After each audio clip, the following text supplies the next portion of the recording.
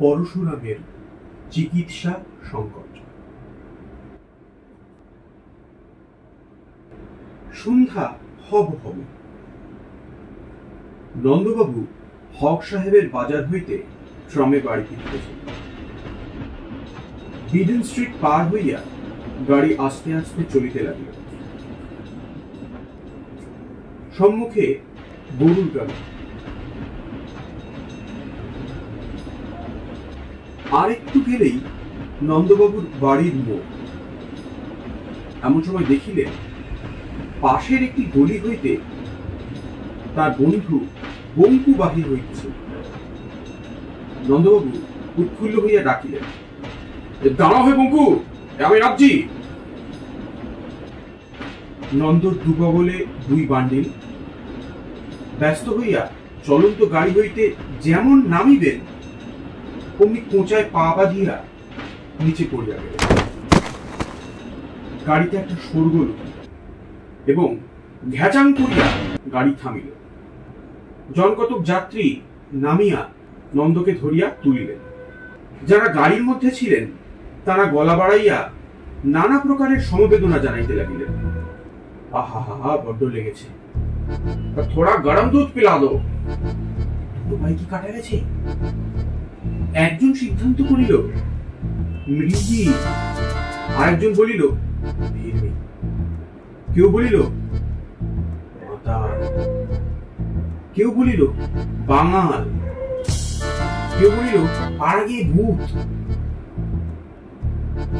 বাস্তবিক নন্দবাবুর মোটেই আঘাত লাগে না, কিন্তু কে তা শোনে? লাগে দেখি মশাই, খুব লেগেছে, 2 মাসের ধাক্কা, বাড়ি গিয়ে টের পাবে। নন্দ বারবার করজোড়ে নিবেদন করিলেন যে প্রকৃতই কিছুমাত্র চোট লাগে না। একজন বৃদ্ধ ভদ্রলোক বলিলেন, আরে বলো, ভালো করলে মন্দ হয়, কষ্ট দেখলুম লেগেছে, তবু বলে লাগে।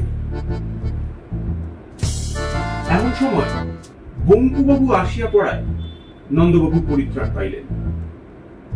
মনক্ষুণ্ণ যাত্রীগণ সহ ট্রাম গাড়িও ছাড়িয়া গেল।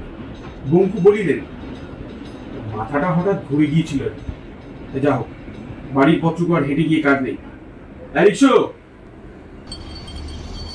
রিক্সো নন্দবাবুকে আস্তে আস্তে লইয়া গেল।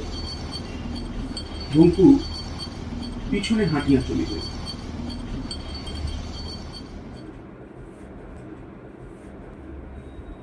নন্দবাবুর বয়স 40, শ্যামবর্ণ, বেঁটে গোলগাল চেহারা।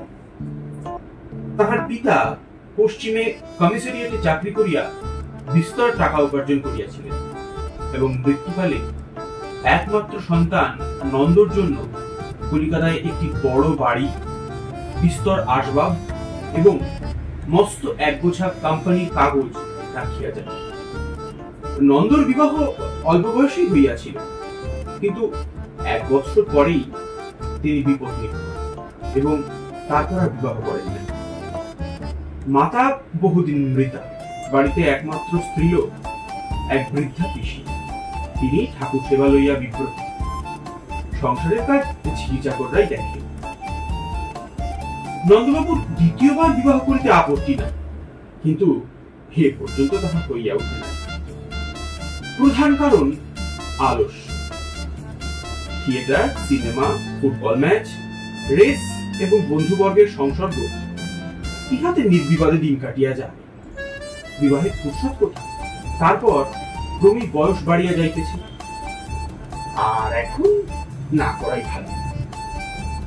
মোটের উপর নন্দ নিরীহ, গোবেচারা, অল্পভাষী, উদ্যমহীন, আরামপ্রিয় লোক।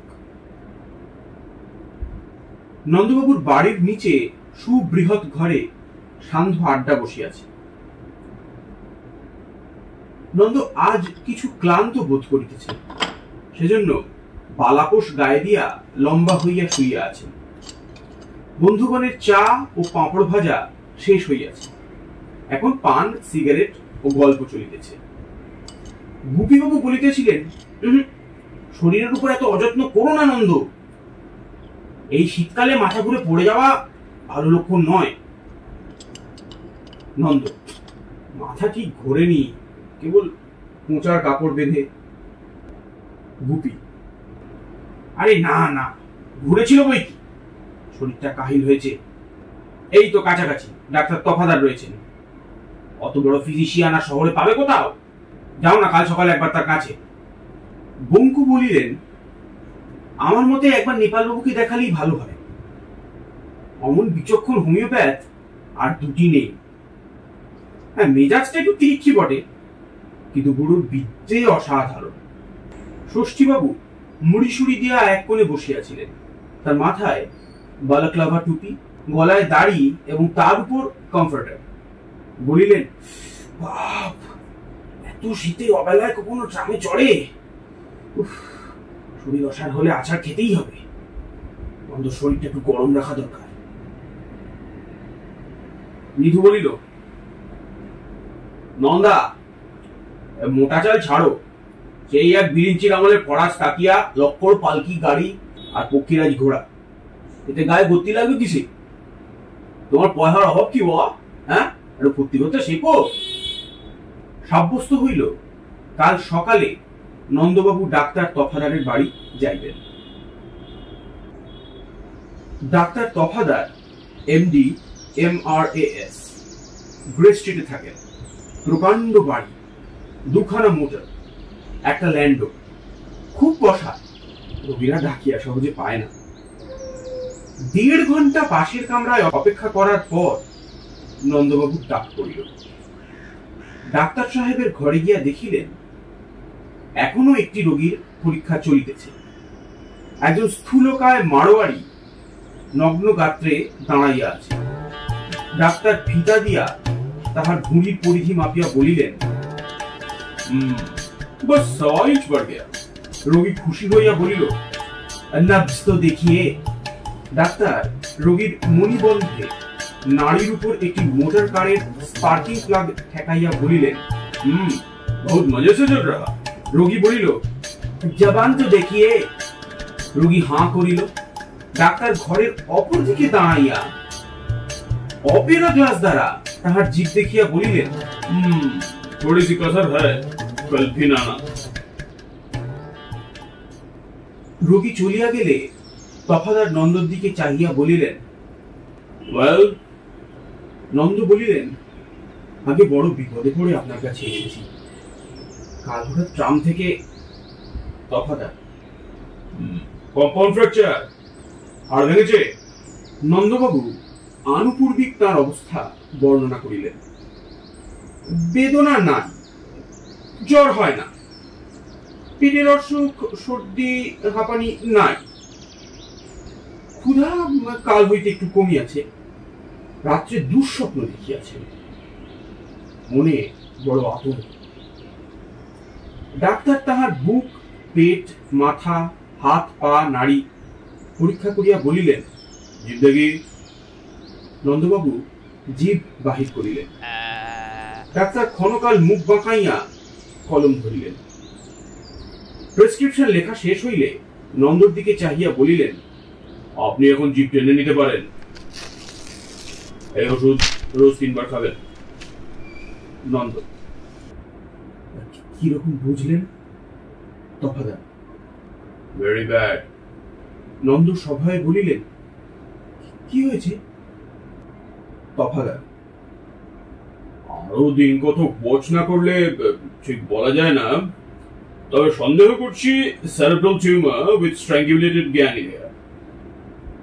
ট্রিফাইন করে মাথার খুলি ফুটো করে অস্ত্র করতে হবে, আর ঘাট চিরে নার্ভের জট ছাড়াতে হবে। শর্ট সার্কিট হয়ে গেছে। নন্দ, বাঁচবো তো? তফাদার, ঘুমে যাবেন না, তাহলে সারাতে পারবো না। 7 দিন পর ফের আসবেন। মাই ফ্রেন্ড মেজর গোসাইয়ের সঙ্গে একটা কনসালটেশনের ব্যবস্থা করা যাবে। ভাত ডাল বড় একটা খাবেন না। Egg flip, bone marrow soup, chicken stew, এইসব। বিকেলে একটু বার্গান্ডি খেতে পারেন। বরফ জল খাবেন খুব। হ্যাঁ, 25। Thank you. নন্দবাবু কম্পিত পদে প্রস্থান করিলেন। সন্ধ্যাবেলা বঙ্কুবাবু বলিলেন, আরে তখনই আমি বারণ করেছিলুম ওর কাছে যেও না, বেটা মেড়োর পেটে হাত বুলিয়ে খায়, খুলির উপর তুরপুর চালাবেন। ষষ্ঠীবাবু, আমাদের পাড়ার তারিণী কবিরাজকে দেখালে হয় না? গুপিবাবু, না না, যদি বাস্তবিক নন্দর মাথার ভেতর ওলটপালট হয়ে গিয়ে থাকে তবে হাতুড়ে বদ্যির কম্য না, হোমিওপ্যাথি ভালো। নিধু, আমার কথা তো শুনবে না বাবা, ডাক্তারি তোমার ধাতে না সহায় তো একটু কোবরেজি করতে শেখো। দারোয়ানজি দিব্যি একলোরা বানিয়েছে, ওরা তো একটু চেয়ে আনি। হোমিওপ্যাথি স্থির হইল। পরদিন খুব ভোরে নন্দবাবু নেপাল ডাক্তারের বাড়ি আসিলেন। রোগীর ভিড় এখনো আরম্ভ হয় নাই। অল্পক্ষণ পরেই তার ডাক পড়িল। একটি প্রকাণ্ড ঘরের মেঝেতে ফরাস পাতা, চারিদিকে স্তূপাকারে বহি সাজানো। বহির দেওয়ালের মধ্যে গল্প বর্ণিত শেয়ালের মতো বৃদ্ধ নেপালবাবু বসিয়া আছেন। মুখে গড়গড়ার নল। ঘরটি ধোঁয়ায় ঝাপসা হইয়া গিয়েছে। নন্দবাবু নমস্কার করিয়া দাঁড়াইয়া রহিলেন। নেপাল ডাক্তার কটমট হাসতে চাহিয়া বলিলেন, বসবার জায়গা আছে। নন্দ বসিলেন। নেপাল, শ্বাস উঠেছে? নন্দ, আগে। নেপাল, রোগীর শেষ অবস্থা না হলে তো আমাকে ডাকা হয় না, তাই জিজ্ঞেস করছি। নন্দ সবিনয় জানাইলেন তিনিই রোগী। নেপাল, অ্যালোপ্যাথ ডাকাত বেটাটা ছেড়ে দিলে যে বড়, তোমার হয়েছে কি? নন্দবাবু তার ইতিবৃত্ত বর্ণনা করিলেন। নেপাল, তফাদার কি বলেছে? নন্দ, বললেন আমার মাথায় টিউমার আছে। নেপাল, তফাদারের মাথায় কি আছে জানো? গোবর, আর টুপির ভিতর শিং, জুতোর ভেতর খুর, আর পাতলুনের ভেতর ল্যাজ।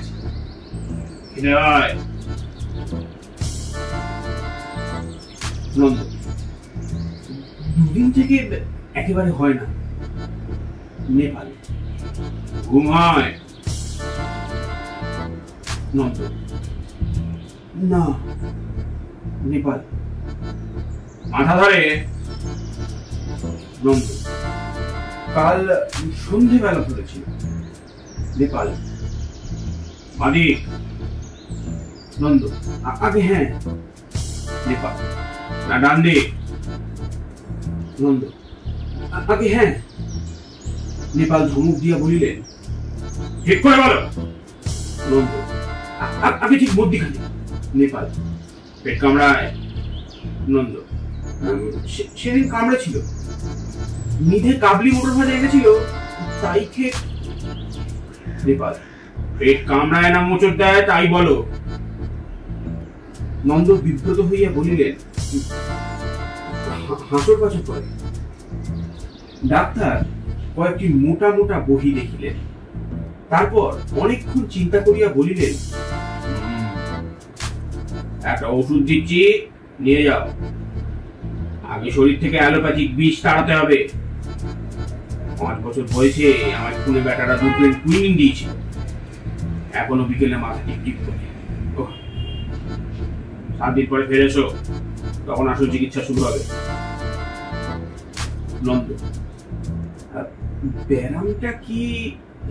ব্যারামটা কি আন্দাজ করছেন? ডাক্তার ভ্রুকুটি করিয়া বলিলেন, তা জেনে তোমার 4টে হাত বেরোবে নাকি? হ্যাঁ, যদি বলি তোমার পেটে ডিফারেন্সিয়াল ক্যালকুলাস হয়েছে, কিছু বুঝবে? ভাত খাবে না, 2 বেলা রুটি, মাছ মাংস বারণ, শুধু মুগের ডালের জুস। স্নান বন্ধ, গরম জল একটু খেতে পারো, তামাক খাবে না, ধোঁয়া লাগলে ওষুধের গুণ নষ্ট হবে। ভাবছো আমার আলমারির ওষুধ নষ্ট হয়ে গেছে?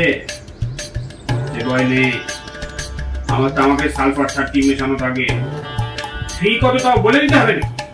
দেখছো না দেওয়ালে নোটিশ লটকানো রয়েছে, 32 টাকা, আর ওষুধের দাম 4 টাকা। নন্দবাবু টাকা দিয়া বিদায় লইলেন। নিধু বলিল, কেন বাবা কাঁচা পয়সা নষ্ট করছো? থাকলে 5 লাখ বক্সে বসে থিয়েটার দেখা চলতো। ও নেপাল বুড়ো মস্ত ঘুঘু, নন্দাকে ভালো মানুষ পেয়ে জেরা করে থ করে দিয়েছে। পড়তো আমার পাল্লায় বাজাতন, কত বড় হোমিও পাক দেখে নিতুম। এই এক চুমুকে তার আলমারি শুদ্ধ ওষুধ সাবড়ে না দিতে পারি তো আমার নাক কেটে দিও। গুপি, আজ আপিসে শুনছিলাম কে একজন বড় হাকিম ফরক্কাবাদ থেকে এখানে এসেছে। খুব নাকি নামডাক, রাজা মহারাজারা সব চিকিৎসা করাচ্ছে। একবার দেখালে হয় না? ষষ্ঠী, এই শীতে হাকিমই ওষুধ, শরবত খাইয়েই মারবে। তার চেয়ে তারিণী কবিরাজ ভালো। অতঃপর কবিরাজি চিকিৎসায় সাব্যস্ত হইল। পরদিন সকালে নন্দবাবু তারিণী কবিরাজের বাড়ি উপস্থিত হইলেন। কবিরাজ মহাশয়ের বয়স 60, ক্ষীণ শরীর, দাড়ি গোঁফ কামানো, তেল মাখিয়া 8 হাতি ধুতি পরিয়া একটি চেয়ারের উপর উবু হইয়া বসিয়া তামাক খাইতেছেন। এই অবস্থাতেই ইনি প্রত্যহ রোগী দেখেন। ঘরে একটি তক্তাপোষ, তাহার উপর তেলচিতে পাটি এবং কয়েকটি মলিন তাকিয়া, দেওয়ালের কোলে 2টি ঔষধের আলমারি। নন্দবাবু নমস্কার করিয়া তক্তপোষে বসিলে কবিরাজ জিজ্ঞাসা করিলেন, বাবুর কোনথে আসা হচ্ছে? নন্দবাবু নিজের নাম ও ঠিকানা বলিলেন। তারিণী, রোগীর ব্যামোটা কি? নন্দবাবু জানাইলেন তিনিই রোগী এবং সমস্ত ইতিহাস বিবৃত করিলেন। তারিণী, মাথা গুলি সেঁটা করে দিয়েছে নাকি? নন্দ, আগে না, নেপালবাবু বললেন পাথুরি, তাই আর মাথায় অস্তর করায়নি। তারিণী, নেপাল? সে আবার কিডা? নন্দ, জানেন না? চোর বাগানে নেপাল চন্দ্র রায়, MBFTS, বাবা মস্ত হোমিওপ্যাথ। তারিণী, নেপলা? তাই কও, তা সে আবার ডাক্তার হলো কবে? তা বলি পাড়ায় এমন বিচক্ষণ কবিরাজ থাকতি ছেলে চোখের কাছে যাও কেন? নন্দ, আগে বন্ধু বান্ধবরা বললে ডাক্তারের মতটা আগে নেওয়ার দরকার, যদি অস্ত্র চিকিৎসা করতে হয়। তারিণী, জন্তিবাবু নিছে না? খুলনের উকিল জন্তিবাবু? নন্দ ঘাড় নাড়িলেন। তারিণী, তার মামার হয় উরুস্তম্ভ, সিভিল সার্জন পা কাটলে 3 দিন অচৈতন্য। জ্ঞান হলি পর কইলেন, আমার ঠ্যাং কই, ডাকো তারিণী সামনে। দিলাম ছুকে 1 দলা শ্রবণ প্রাস। তারপর কি হলো কাউদিহি? নন্দ, আবার পা গছিয়েছে বুঝি? ওরে ও কেবলা, ট্যাক ট্যাক ট্যাক ট্যাক বিড়ের শব্দ ছাগলার দুঃখে তো খেয়ে গেল। বলিতে বলিতে কবিরাজ মহাশয় পাশের ঘরে ছুটিলেন। একটু পরে ফিরে আসিয়া যথাস্থানে বসিয়া বলিলেন, দেও নারীর একবার দেখি। যা ভাবছিলাম তাই। ভারী ব্যায়াম হয়েছিল কখনো? নন্দ, অনেকদিন আগে টাইফয়েড হয়েছিল। তারিণী, ঠিক ঠাউরিছি, 5 বছর আগে। নন্দ, প্রায় 7.5 বছর হলো। তারিণী, এই একই কথা, 5 দেড়া 7.5।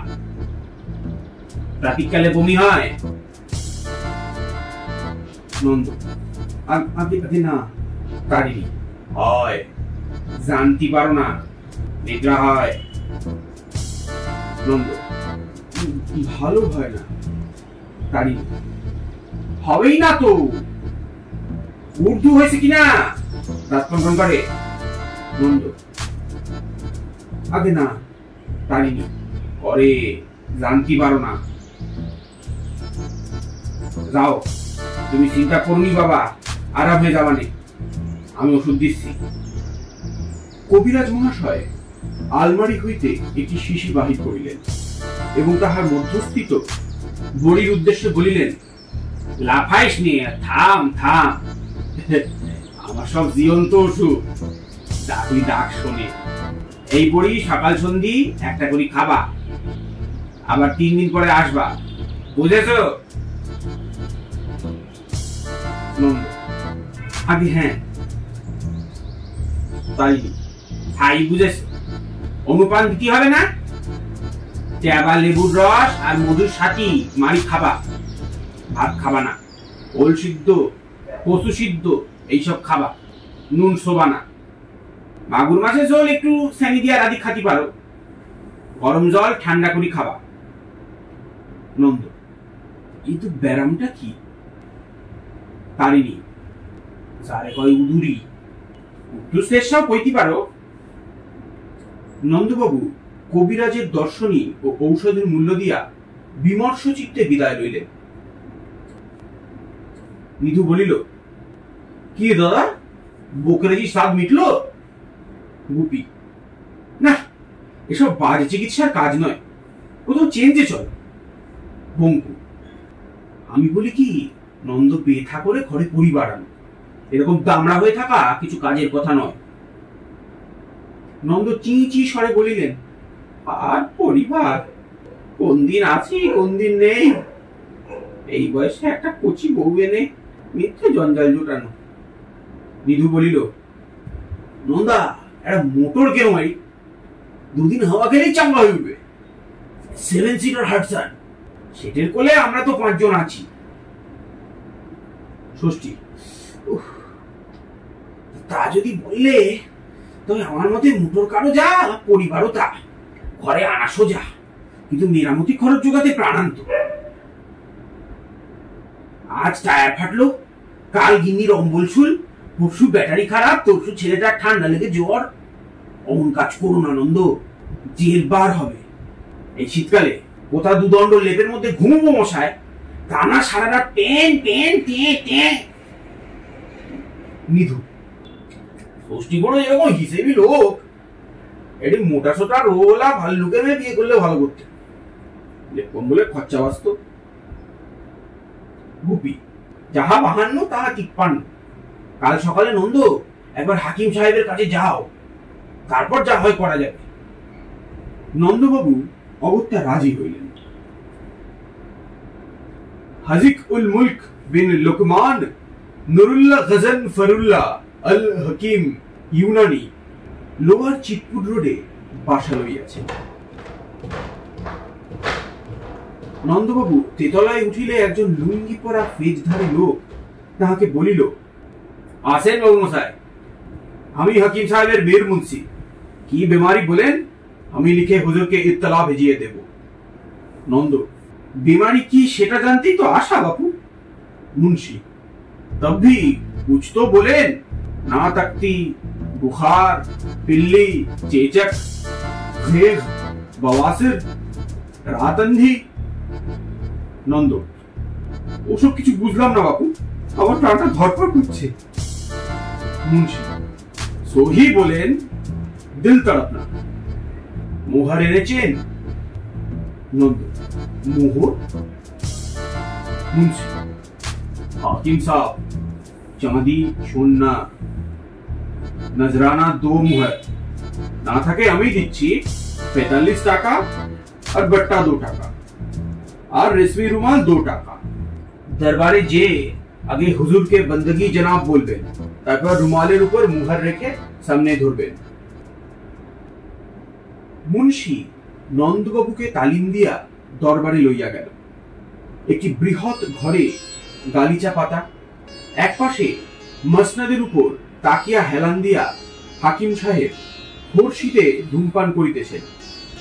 বয়স 55, বাবরি চুল, গোঁফ খুব ছোট করিয়া ছাঁটা, আবক্ষ লম্বিত, দাড়ির গোড়ার দিক সাদা, মধ্যে লাল, ডগায় নীল।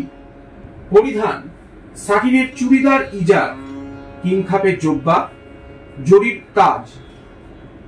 সম্মুখে ধূপদানে মুসাম্বার এবং রুমি মাস্তাকি জ্বলিতেছে, পাশে পিকদান, পানদান, আতরদান ইত্যাদি। 4-5 জন পারিষদ হাঁটু মুড়িয়া বসিয়া আছে এবং হাকিমের প্রতি কথায় কেরামত বলিতেছে। ঘরের কোণে একজন ঝাঁকড়া চুলো চাপ দেড়ে লোক সেতার লইয়া পিড়িং পিড়িং এবং বিকট অঙ্গভঙ্গি করিতেছে।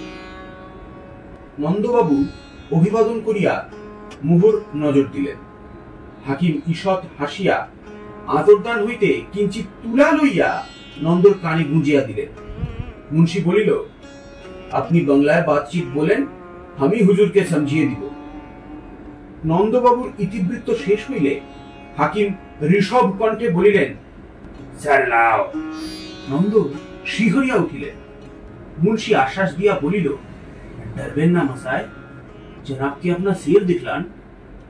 নন্দর মাথা টিপিয়া হাকিম বলিলেন, হাড্ডি বিলবিলায় গয়া। মুন্সি, শুনেছেন, মাথার হাড় বিলকুল নরম হয়ে গেছে।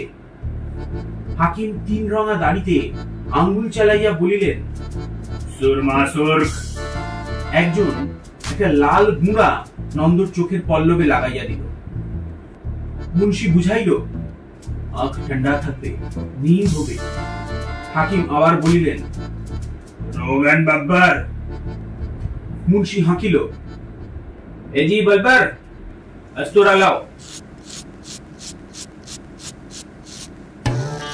নন্দবাবু, আরে তুমি করো কি? বলিতে বলিতে নাপিত চট করিয়া তাহার ব্রহ্মতালুর উপর 2 ইঞ্চি সমচতুষ্কোণ কামাইয়া দিল। আরেকজন তাহার উপর একটা দুর্গন্ধ প্রলেপ লাগাইল। মুন্সি বলিল, ঘবরান কেন মশাই? এ হচ্ছে গব্বরি সিংহের মাথার ঘি, বহুত কিম্মত, মাথার হাড্ডি সখ্ত হবে। নন্দবাবু কিয়ৎক্ষণ হতভম্ব অবস্থায় রহিলেন। তারপর প্রকৃতিস্থ হইয়া বেগে ঘর হইতে পলায়ন করিলেন। মুন্সি পিছনে ছুটিতে ছুটিতে বলিল, আমার দস্তুরি। নন্দ একটা টাকা ফেলিয়া দিয়া 3 লাফে নিচে নামিয়া গাড়িতে উঠিয়া কোচম্যানকে বলিলেন, হাঁকাও হাঁকাও। সন্ধ্যাকালে বন্ধুগণ আসিয়া দেখিলেন বৈঠকখানার দরজা বন্ধ। চাকর বলিল, বাবুর বড় অসুখ, দেখা হইবে না। সকলে বিষণ্ণ চিত্তে ফিরিয়া গেলেন। সমস্ত রাত বিছানায় ছটফট করিয়া ভোর 4টার সময় নন্দবাবু ভীষণ প্রতিজ্ঞা করিলেন যে আর বন্ধুগণের পরামর্শ শুনিবেন না, নিজের ব্যবস্থা নিজেই করিবেন। বেলা 8টার সময় নন্দ বাড়ি হইতে বাহির হইলেন এবং এক বড় রাস্তায় ট্যাক্সি ধরিয়া বলিলেন, সিধা চলো। সংকল্প করিয়াছেন মিটারে 1 টাকা উঠিলেই ট্যাক্সি হইতে নামিয়া পড়িবেন এবং কাছাকাছি যে চিকিৎসক পান তাহারই মতে চলিবেন। তা সে অ্যালোপ্যাথ, হোমিওপ্যাথ, কবিরাজ, হাতুড়ে, অবধূত, মাদ্রাজি বা চান্সিক ডাক্তার যেই হোক। বউবাজারে নামিয়া একটি গলিতে ঢুকিতেই সাইনবোর্ড নজরে পড়িল, doctor miss B Mallick. নন্দবাবু miss শব্দটি লক্ষ্য করেন নাই, নতুবা হয়তো ইতস্তত করিতেন। একেবারে সোজা পর্দা ঠেলিয়া একটি ঘরের ভিতর প্রবেশ করিলেন। মিস বিপুলা মল্লিক বাইরে যাইবার জন্য প্রস্তুত হইয়া কাঁধের উপর সেফটি পিন আঁটিতেছিলেন। নন্দকে দেখিয়া মৃদুস্বরে বলিলেন, কি চাই আপনার? নন্দবাবু প্রথমটা অপ্রস্তুত হইলেন, তারপর মরিয়া হইয়া ভাবিলেন, দূর হোক, না হয় লেডি ডাক্তারের পরামর্শই নেব। বলিলেন, বড় বড় বিপদে পড়ে আপনার কাছে এসেছি। মিস মল্লিক, পেন আরম্ভ হয়েছে? নন্দ, পেন তো কিছু টের পাচ্ছি না। Miss, first confinement. নন্দ, আগে। মিস, প্রথম পোয়াতি। নন্দ অপ্রতিভ হইয়া বলিলেন, আমি আমি আমি নিজের চিকিৎসার জন্যই এসেছি। মিস মল্লিক আশ্চর্য হইয়া বলিলেন, নিজের জন্য? ব্যাপার কি? সমগ্র ইতিহাস বর্ণনা শেষ হইলে মিস মল্লিক নন্দবাবুর স্বাস্থ্য সম্বন্ধে 2-4টি প্রশ্ন করিয়া কহিলেন, আপনার নামটি জিজ্ঞাসা করতে পারি কি? নন্দ, শ্রী নন্দদুলাল মিত্র। মিস, বাড়িতে কে আছেন? নন্দ জানাইলেন, তিনি বহুদিন বিপত্নী, বাড়িতে এক বৃদ্ধা পিসি ছাড়া কেউ নাই। মিস, কাজকর্ম কি করা হয়? নন্দ, তা কিছু করি না, পৈতৃক সম্পত্তি আছে। মিস, মোটর কার আছে? নন্দ, নেই, তবে কিনবার ইচ্ছে আছে। মিস মল্লিক আরো নানা প্রকার প্রশ্ন করিয়া কিছুক্ষণ ঠোঁটে হাত দিয়া চিন্তা করিলেন।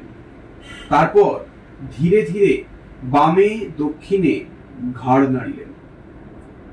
নন্দ ব্যাকুল হইয়া বলিলেন, দোহাই আপনার, সত্যি করে বলুন, আমার কি হয়েছে? টিউমার, না পাথুরি, না উদরি, না কালাজ্বর, না হাইড্রোফোবিয়া? মিস মল্লিক হাসিয়া বলিলেন, কেন আপনি ভাবছেন? ওসব কিছুই হয়নি। আপনার শুধু একজন অভিভাবক দরকার। নন্দ অধিকতর কাতর কণ্ঠে বলিলেন, তবে কি আমি পাগল হয়েছি? মিস মল্লিক মুখে রুমাল দিয়া খিলখিল করিয়া হাসিয়া বলিলেন, ও ডিয়ার ডিয়ার, নো, পাগল হবেন কেন? আমি বলছিলাম, আপনার যত্ন নেবার জন্য বাড়িতে উপযুক্ত লোক থাকা দরকার। নন্দ, কেন, পিসিমা তো আছেন। মিস মল্লিক পুনরায় হাসিয়া বলিলেন, মাসি পিসির কাজ নয়। যাক, আপাতত একটা ওষুধ দিচ্ছি, খেয়ে দেখবেন, বেশ মিষ্টি, এলাচের গন্ধ। 1 সপ্তাহ পর আবার আসবেন। নন্দবাবু 7 দিন পরে পুনরায় মিস বিপুলা মল্লিকের কাছে গেলেন। তারপর 2 দিন পরে আবার গেলেন। তারপর প্রত্যহ। তারপর একদিন নন্দবাবু পিসিমাতাকে কাশীধামে রওনা করাইয়া দিয়া মস্ত বাজার করিলেন।